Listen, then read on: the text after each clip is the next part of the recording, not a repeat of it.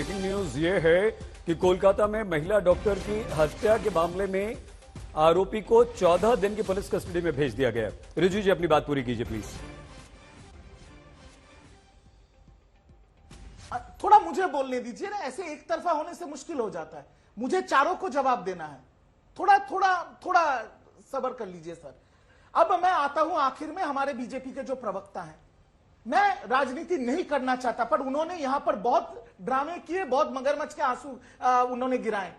यहां पर बेटी का उनके परिवार के सामने पोस्टमार्टम हुआ था। उन्नाव में बेटी को पुलिस ने जिंदा जला दिया था, शव तक नहीं मिला था। याद है आपको अंसारी साहब?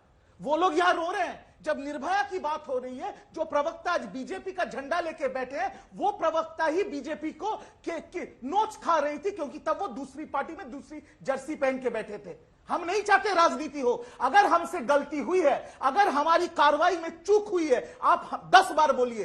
पर जब आपके नेता, आपके सांसद लड़कियों के साथ बलात्कार करते हो और आप उनको दिल्ली पे रोड पे घसीटते हो, जब आपके प्रदेश में लड़कियों को जलाया जाता है जिंदा और तब आपकी मुंह चुप्पी साधते हो, तो आपको डूब मरना चाहिए। हमारी गलती नहीं है, हमने काम किया है, हमने अपना राजधर्म पालन किया है। जो जघन्य अपराध हुआ उसमें जो जानवर, जो प्रधान आरोपी है, उसको भी हमने जेल के सलाखों के अंदर भेजा है 24 घंटे में।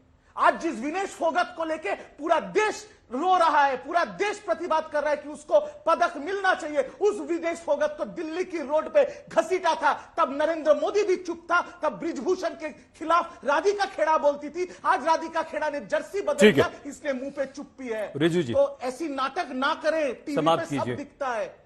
मैं जवाब दे दूं? हाँ राधिका जी। सैयद जी, ये जो इंडी गठबंधन के का पालन किया है, ठीक है जो रिजू जी, अपराधी हो गया, चलिए हो गया इनका, तो मैं बोल लूं। हाँ। सैयद जी, क्या है ना, ये जो इंडी गठबंधन के लोग हैं ना, जब इनके पास पॉलिटिकल आर्ग्यूमेंट वीक पड़ जाती है तो ये मेरे पे व्यक्तिगत हमला करते हैं। पर करिए, इसीलिए आप लोग आज भी 10 साल बाद भी ऑपोजिशन में ही है और आगे भी रहेंगे। करिए, जितना व्यक्तिगत हमला करना है, उससे मैं और सशक्त होती हूँ। लेकिन यहाँ पे ये बात हो रही है कि पूरी बात सामने वाले को नहीं पता। ममता बनर्जी जी क्या कर रही है, आज मैं आपके चैनल में बताती हूँ कि वहां पे क्या हो रहा है। कम्युनिस्ट से सीखकर टीएमसी का मोडस ऑपरेंडी क्या है? विक्टिम का कैरेक्टर असैसिनेशन किया जाए, उसे बदनाम किया जाए, ताकि विक्टिम के घर वाले डर के मारे ना एफआईआर दर्ज करें, डर के मारे ना सीबीआई जांच मांगे, डर के मारे अपना केस विड्रॉ कर ले। और ये मैं बहुत ही जिम्मेदारी से कह रही हूँ। कॉलेज के प्रिंसिपल संदीप घोष, कौन है संदीप घोष? आप तो उनका कैरेक्टर मेरे से ज्यादा बेहतर जानते होंगे, क्योंकि उनके ऊपर कई बार यहाँ पे न्यूज स्टोरीज चल रही है, कई बार उनके ऊपर खुलासे हुए।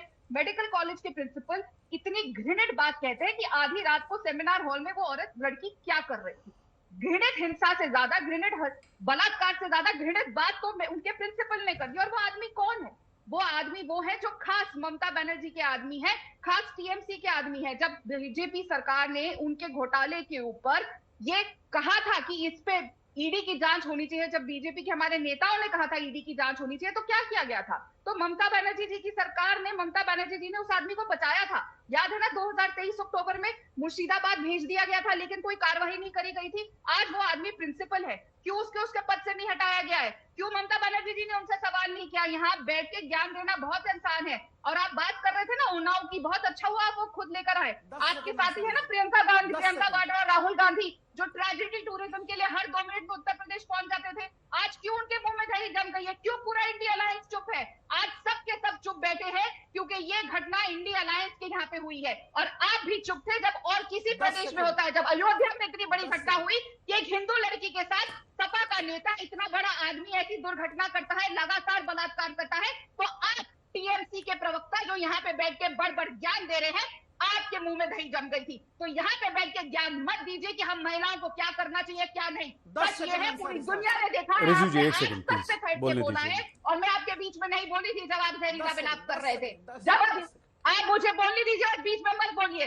आप लोगों ने जो महिलाओं की हालत बंगाल में कर दी है वो दयनीय है, और ऐसी हालत कोई भी महिला, किसी भी महिला के साथ कहीं पे भी नहीं होनी चाहिए। और मैं हर बार अपनी आवाज उठाती हूँ और कभी भी चुप नहीं रहती हूँ। वो आपका कैरेक्टर है कि जब अयोध्या में रेप होता है हिंदू लड़की के साथ और उसमें सपा का नेता पाया जाता है दोषी, तो आप चुप्पी साधते हैं। राधिका खेड़ा चुप्पी नहीं साधती और भारतीय जनता पार्टी चुप्पी नहीं साधती। तो ये टूरिज्म जो आप लोग करते हैं, ट्रेजेडी टूरिज्म और पॉलिटिकल अपने जो आप वेंडेटा चलाते हैं, ये बंद करिए। रिजू जी, एक सेकंड आएंगे। हो रहा है, लगातार हो रहा है महिलाओं के साथ, ठीक है। बहुत दर्दनाक है। राधिका और जी। उन दोषियों को नहीं, अभी नहीं सर, अभी सुबह 3 मेहमान जैसे और हैं मेरे साथ। प्रिंसिपल्स को भी आपसे सवाल है। नहीं, 3 अभी मैं आ रहा हूं सर आपके पास। राधिका जी, आभा जी, क्योंकि हम कार्यक्रम समाप्त करने की तरफ जा रहे हैं, मैं आपसे निवेदन करूंगा कि कम शब्दों में, संक्षेप में अपनी बात कहें। कोई मैम, क्योंकि आप सामाजिक कार्यकर्ता हैं, एक्टिविस्ट हैं, ऑथर हैं, आप लिखती हैं महिलाओं के बारे में, कोई सलाह देंगे मैम राजनीतिक दलों को, समाज को? जी, मैं आपके चैनल के माध्यम से एक बात कहना चाह रही हूँ, क्योंकि ये जो हो रहा है, ये मतलब ये इतना जो हम लोग बातचीत कर रहे हैं, मुझे लगता है कि अल्टीमेटली जो इसमें एक्शन लिया जाएगा वही है जो होगा, पर क्योंकि इससे आइसोलेटेड इंसिडेंट नहीं है। हम लोग ये 3 तरफा एक बात जो मैं कहना चाह रही हूँ, आज के कोई भी हमारी भारतीय महिला सुरक्षित नहीं है। हम किसी प्रदेश के बारे में जब इतनी बातें करते हैं, मैं कहती हूँ हमारी महिला सुरक्षित नहीं है। और 3 तरफा ये बात है, अगर मैं एज अ लॉयर कहूँ, एज अ समाज सेविका मैम कहूँ, 30 सेकंड्स में समाप्त कीजिए, मुझे विनय सर से कमेंट्स हाँ लेंगे। जी, लॉ, हमारे यहाँ लॉ है, लेकिन लॉ एंड ऑर्डर नहीं है। That is the first part. उसके ऊपर हमें आई थिंक काम करने की, सरकारों को बहुत काम करने की जरूरत है। सामाजिक तौर पर हम लोग अभी मैम, पीछे सॉरी रह गए आपको रोक रहा हूं। हमारी विनय सर 30 सेकंड्स में चलते चलते आप क्या कहेंगे? समाप्त हम रिजू जी से करेंगे। रिजू जी ने कहा कि उस बयान पे कि वो गलत बयान था, कि लड़कों से गलती हो जाती है वाला मामला, वो बड़ा वेलकम है। और हालांकि वो इनके पार्टनर है, पार्टी हैं अभी। दूसरी बात कि जिस तरीके से उन्होंने उसमें गलती मानी उस बयान की, उसी तरीके से आपको ये बात भी गलती माननी चाहिए कि आपने कहा कि और क्या कर सकते हैं, ये भी गलत बयान था। आप बहुत सर विनय सर, मैं आपको रोक रहा हूं आपकी आज्ञा से। संदेश खाली पर भी माफी मांग ली। मैं आपको इसलिए रोक रहा हूं सर, इसलिए रोक रहा हूं क्योंकि टीएमसी के प्रवक्ता हैं रिजू जी, और उनसे राधिका जी समाप्त इसलिए करना चाहते हैं कि हम आपसे निवेदन ये करेंगे कि राधिका जी को कुछ ना कहें, बीजेपी को कुछ ना कहें। अब आप सिर्फ संदेश दें बंगाल की महिलाओं को, बच्चियों को, इस केस के माध्यम से ऐसा क्या आप करने जा रहे हैं कि सब सुरक्षित महसूस करें और डर कम से कम हमारे दिल से भी निकल जाए। रिजू जी 30 सेकंड है सिर्फ आपके पास, वरना मुझे बीच में रोक देना पड़ेगा शो। मैं 30 सेकंड का भरपूर प्रयोग करूंगा। मैं सिर्फ इतना कहूंगा कि हम लोग कुछ भी कहें टीवी पे, कोई कुछ भी चिल्लाए, कोई साउथ दिल्ली से उठ के आके यहां पर कुछ भी नौटंकी करे, परिवार क्या कह रहा है? परिवार एक ही चीज बोल रहा है, हम मुख्यमंत्री पे भरोसा करते हैं, पश्चिम बंगाल सरकार से भरोसा करते हैं, और परिवार ने हम पे भरोसा किया है।